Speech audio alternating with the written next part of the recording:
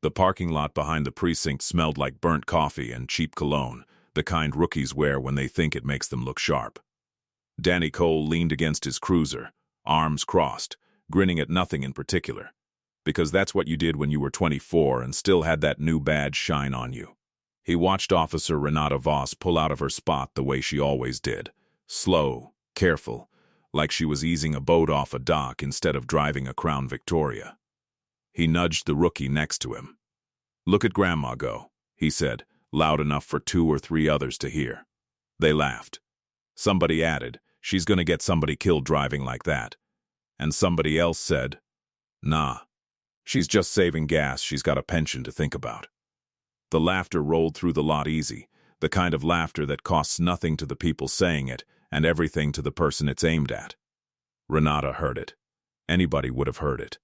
Her window was cracked, her radio was low, and the lot wasn't that big. But she didn't turn her head. She didn't slow down or speed up. She just kept rolling forward at that same steady pace, like the words hadn't landed anywhere near her, like she'd built something inside herself that laughter couldn't touch. And maybe that was the strangest part to Danny, not the joke, but the fact that she never once fought back. 22 years on the force, they said. Old-timer. Somebody who should have made sergeant a decade ago and never did. Somebody who drove like she was afraid of her own shadow, or worse, like she didn't care anymore. The talk in the break room was worse than the parking lot. Somebody said she only got hired back in the day to fill a quota, and nobody bothered correcting them because nobody bothered checking.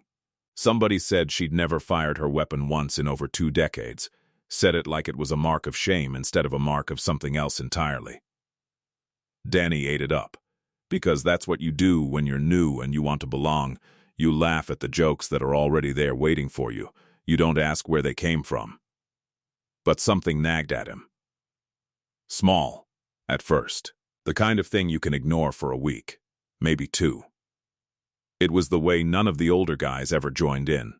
The way Sergeant Reyes, 28 years in, would go quiet and find something else to look at whenever Renata's name came up. The way nobody, not one single veteran on that floor, ever laughed along with the rookies. Not once.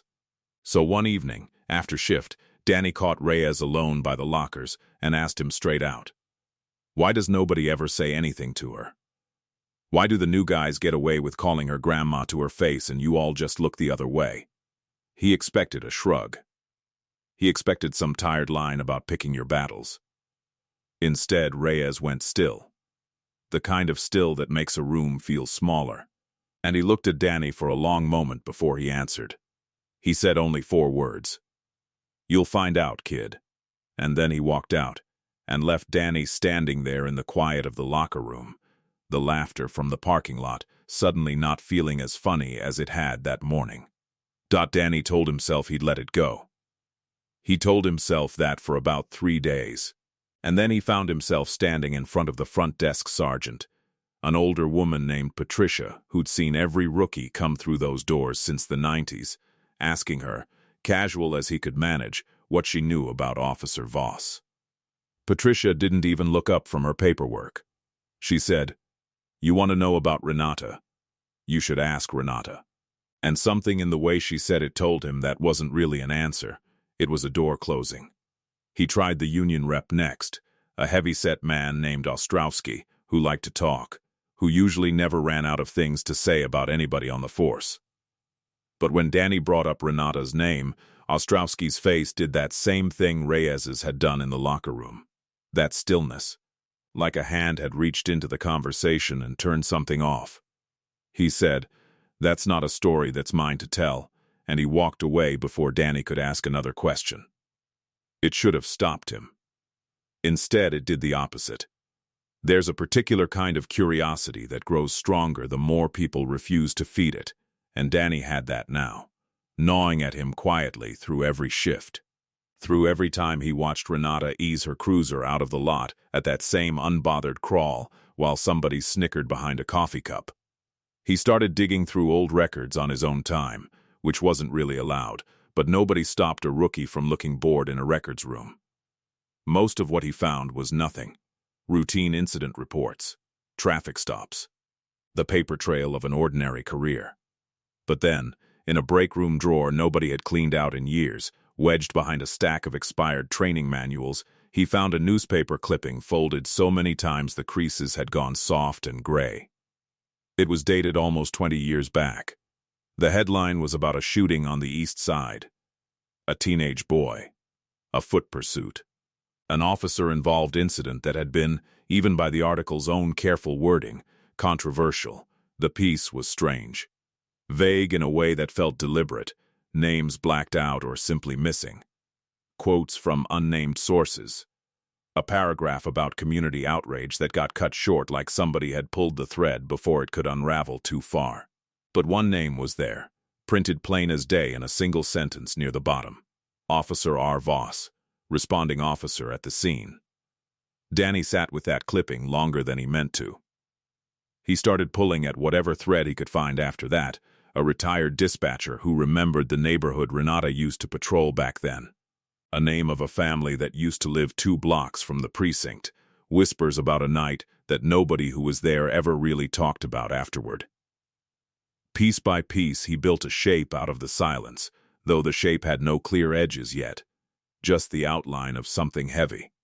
Something that had reached into a young officer's life one night and never fully let go. He knew he wasn't going to get the truth from newspaper clippings or nervous coworkers. There was only one person who actually knew what happened, and she wasn't going to hand it to a rookie who used to laugh at her in a parking lot. So he did the only thing that made sense. He signed up for a ride along. Her shift. Just the two of them. A cruiser, and whatever miles of silence it would take before she decided he was worth talking to. The first 20 minutes of the ride along passed in near total silence. Danny sat in the passenger seat watching Renata drive the way she always drove. Unhurried, deliberate, her eyes moving across every doorway and every parked car like she was reading a book only she could see. He almost said something twice and swallowed it both times. It was somewhere around a red light on a quiet stretch of road that she finally spoke, without looking at him, like she'd been waiting for the right kind of quiet to say it in. "You want to know why I drive like this?" she said. It wasn't a question. Danny didn't answer. He just waited. 21 years ago, she said. I was younger than you are now. Wore the uniform 3 years, thought I understood the job. I was riding with a man named Whitlow. Good officer on paper. Fast reflexes, good arrest numbers, the kind of cop everybody said would make detective early. We got a call, robbery in progress. 2 blocks over, in a neighborhood I'd walked 100 times. And Whitlow, he didn't wait for details. He just floored it. She stopped at the memory like it physically cost her something to keep going, and then she kept going anyway. There was a boy running down the sidewalk when we turned the corner. 15 years old. Later we found out he was running because 2 patrol cars had already stopped him twice that month for nothing. For existing on the wrong block at the wrong hour. And he was scared. He thought it was happening again. So he ran. That's all he did. He ran because he'd learned that running was safer than waiting to be misunderstood. Whitlow saw a young black male running near the scene of a robbery call, and his mind did the math before his eyes finished looking. He was out of the car before I even had my belt off. I was yelling at him to wait, to breathe, to see what we were actually looking at, and he didn't hear me. Or he heard me and it didn't matter, because by then his hand was already moving. She didn't describe the sound. She didn't need to. Danny watched her knuckles go pale against the steering wheel and understood everything that silence was carrying. His name was Marcus, she said. Not a threat, not a suspect. A kid with a bag of chips in his pocket and a curfew he was already going to be late for. And I got there 2 seconds too late to stop a decision that took less than 1 second to make. I held him on that sidewalk while his mother came running down the block screaming his name, and I have heard that sound every single day since, in traffic, in silence, in my sleep. It doesn't go away. It isn't supposed to go away. Whitlow got administrative leave. A closed-door review. Back on patrol within the year like it had never happened. and it was written up so carefully that his name barely survived one blurry sentence in one newspaper article, buried on a Tuesday, forgotten by Wednesday. "I decided something that night," she said, finally turning to look at Danny. "I decided I would never again let speed decide who lives. Every block I crawl through, every stop sign I sit at a little too long, that's not fear. That's not weakness. That's a promise I made to a mother I couldn't save her son for. Slow is the only apology I have left to give, so let them laugh. Every laugh means they don't understand what it costs to drive fast toward an assumption. I'd rather be the joke in the parking lot than be the reason another mother learns how her son died on the evening news." Danny sat there in the passenger seat with nothing funny left in him at all. The weight of what she'd carried alone for 21 years finally settling over him like something he could never fully put down again either. Danny didn't sleep much that night. He lay there replaying her words over and over, and somewhere in that replaying, his own memory started dragging up things he'd tucked away without ever really looking at them. A domestic call 3 months back, a man reaching fast into his jacket, Danny's hand already halfway to his holster. Before he registered, the man was just pulling out his asthma inhaler. A traffic stop where a teenager's sudden movement toward the glove box had sent Danny's pulse into his throat. Adrenaline doing its old familiar math before his brain caught up to correct it. Nothing had happened either time. Nothing had happened, and he used to tell that story like it was funny, like it was just part of the job, a laugh over coffee about how fast your heart can jump for nothing. He didn't feel like laughing about it anymore. He felt sick, thinking about how close nothing had come to being something. 2 weeks after the ride along, it almost happened again, except this time it was real. This time, it wasn't just a memory to sit with afterward. He got a call alone, a report of a suspicious figure behind a convenience store, and when he rounded the corner there was a kid, maybe 17, hoodie up, hands moving fast toward his pocket, the second Danny's flashlight hit him. Every instinct Danny had ever trained into muscle memory told him to reach for his weapon right then. The same instinct that had almost fired off a mistake twice before. The same instinct that had gotten a boy named Marcus killed 21 years ago, 2 blocks from a precinct that still hadn't fully reckoned with it. But this time, in that half-second where everything used to move too fast, Renata's voice cut through instead. "Slow is the only apology I have left to give." Danny's hand stopped halfway. He said, loud and clear, "Hands where I can see them." And he waited, actually waited, watched, instead of assumed. The kid pulled out a phone, shaking, saying he was just trying to call his sister to pick him up. Said he'd been scared someone would think he was casing the store just standing there waiting for her. Nothing happened. Nobody got hurt. And Danny stood there in the parking lot with his heart pounding, understanding for the first time in his life what a single second of patience was actually worth. He didn't tell many people about that night, but something in him had changed all the way through. And it showed. The next time a rookie made a joke about Grandma easing her cruiser out of the lot, Danny didn't laugh along like he used to. He said, flatly, "You don't know what that patience has already saved," and walked off before anyone could turn it into another joke. Word of it spread slow at first, the way real change in a place like that always does. Quiet conversations instead of loud ones, someone finally telling someone else a fragment of the story Danny had pieced together. A name, a boy, a mother's scream that had followed one woman for 21 years. The mockery didn't disappear overnight, but it thinned. The laughter got quieter, then it stopped altogether, replaced by something that looked almost like shame at first and slowly settled into something closer to respect. Renata never asked for any of it. She just kept driving the same way she always had, slow, deliberate, carrying her promise through every block like she'd been carrying it long before anyone in that parking lot ever thought to make it a joke. 3 years later, the precinct rented out the back room of a diner 2 blocks from the station for Renata Voss's retirement. 24 years of service ending not with a headline, not with a medal ceremony on the evening news, but with folding chairs and bad coffee and people who finally understood what they were there to honor. Danny stood near the back for most of it, listening to the usual send-off jokes, the cake, the framed photo somebody had printed off an old badge picture from decades back.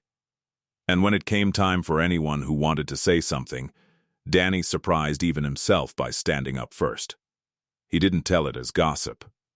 He made that clear before he even started.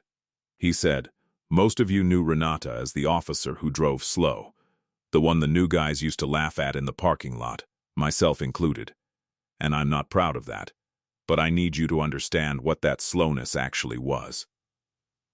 He told them about Marcus. He told them about a night 24 years ago that never made it past a single blurry paragraph in an old newspaper, about a mother's scream that one officer decided to carry alone for the rest of her career so that nobody else would ever have to hear a scream like that again. He told them she made a vow that night that speed would never again decide who lived, and she kept that vow every single day since, one crawling block at a time, through every joke, every assumption. Every rookie who thought her caution was weakness instead of what it actually was. Her patience, he said, was the loudest protest any of us will ever witness, and none of us even heard it until it was almost too late to listen. The room was quiet in a way rooms rarely get quiet, and when Danny looked over at Renata, she wasn't smiling, exactly. But something in her face had softened, like 24 years of carrying something alone had finally been set down, even if just for a moment, in a room full of people who finally understood the weight of it. Years passed after that. Danny made sergeant eventually, and one afternoon in that same parking lot he watched a new batch of rookies snicker at an older officer easing his cruiser out at that same careful, unhurried pace everyone always seems to mock before they understand it.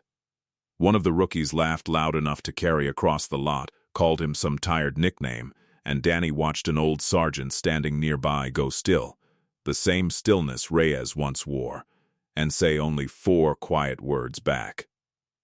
"You'll find out, kid." And that's the thing about judgment. It moves fast, it feels light, it costs nothing to the person handing it out, right up until the moment you learn what it actually weighs. Somewhere behind every slow driver, every quiet coworker, every person the world assumes has nothing left to give, there might be a whole lifetime of reasons you haven't earned the right to laugh at yet. Renata Voss never asked anyone to understand her. She just kept her promise, one careful block at a time, and in the end, that promise outlived every joke ever made about her. My name is Simmons, and this has been Chronicles of Black History. If this story moved you, if it made you think twice about the people you pass judgment on before you know their story, welcome to the channel. And I'd be grateful if you'd subscribe and stay with us for the stories still to come. Tell me in the comments what part of Renata's story stayed with you the longest. Those conversations are exactly why this channel exists, and I read every single one.